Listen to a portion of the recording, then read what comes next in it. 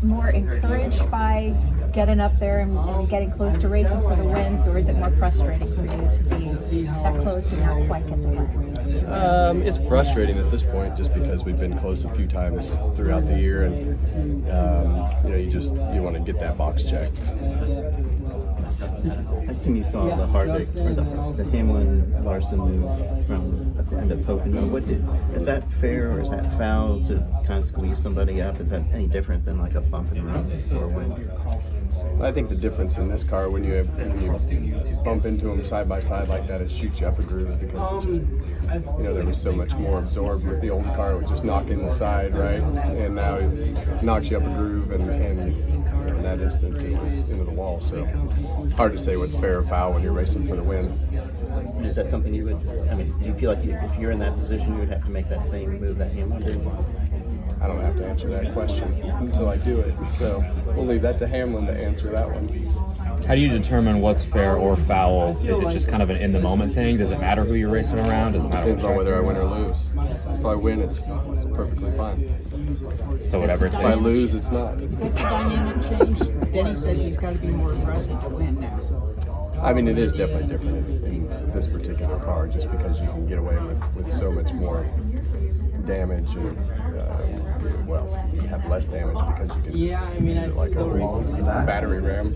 So you definitely have to be more aggressive, and passing is just different. So when you have the opportunity, you have to try to capitalize on it in that particular instance. Do you like that style? Do you like that style of having to race like I'm that? retiring. As well. Denny said it. What's that? We didn't race like that. The whole side would be like that. It's a different style.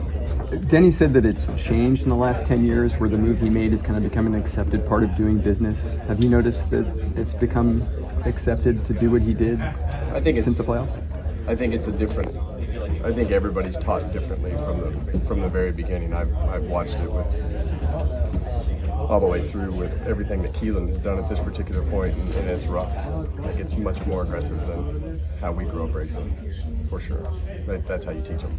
And, I teach my son to do the exact same thing. So, it's just the style and the nature of how they're taught to race, and it's just evolving into all the way to the top now. So it's no different than these guys have raced since they were young kids, and it's just much more aggressive than what we were brought up racing, because it's just a different style of racing. It's different equipment, cars, all the way into karts, right? We didn't used to have fairings. Now you have fairings protecting all the wheels and tires, and they're plastic and they bounce off of each other, and when you used to do that, you just flip, right? You hook wheels and flip, so it's just different. How different does Keelan find it doing the European racing and doing it here? I mean, is there that much of a difference in the aggression level or the way things are handled? How do you kind of guide him in that? Yeah, Europe is definitely different.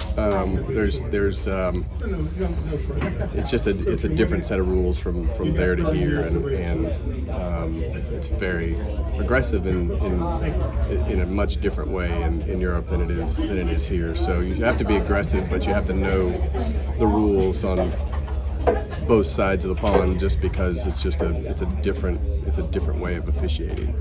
Did it surprise you when you saw that style of racing? I about shit my pants the first time I saw it. I was like, oh my God. They dropped the green flag, and I was like, oh my God, what did I just get him into? The first go-kart race I saw over there, just because of, the starts are very slow here, and over there they're full speed.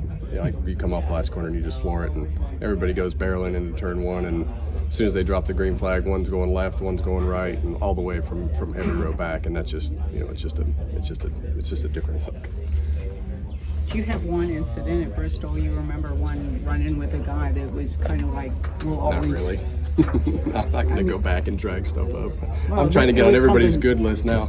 It was something they asked, was there for the story, they wanted to know if there was one particular moment that sticks out to you. They can go find one. What? They can go find one if they want one that bad.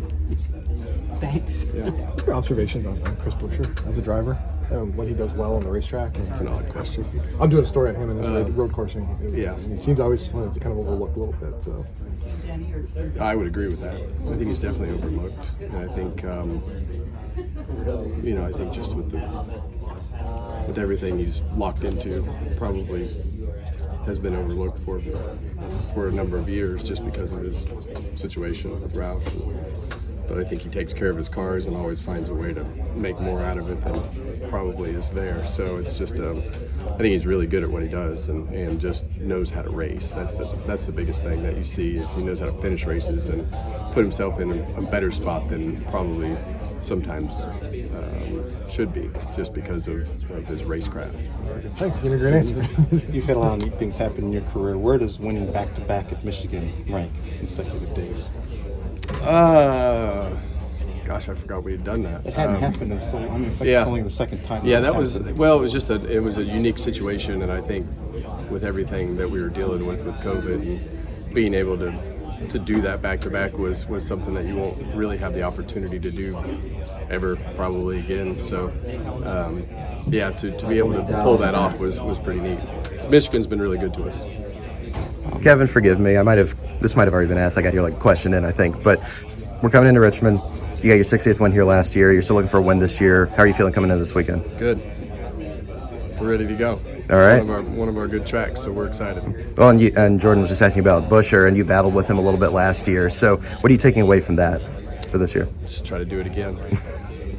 Try to beat the heat too, right? That's right. Thanks. This is Harrison Burton, driver the number 21. Make sure to hit that subscribe button. Also, check out one of these two videos beside me. Visit funstretch.com for more racing content.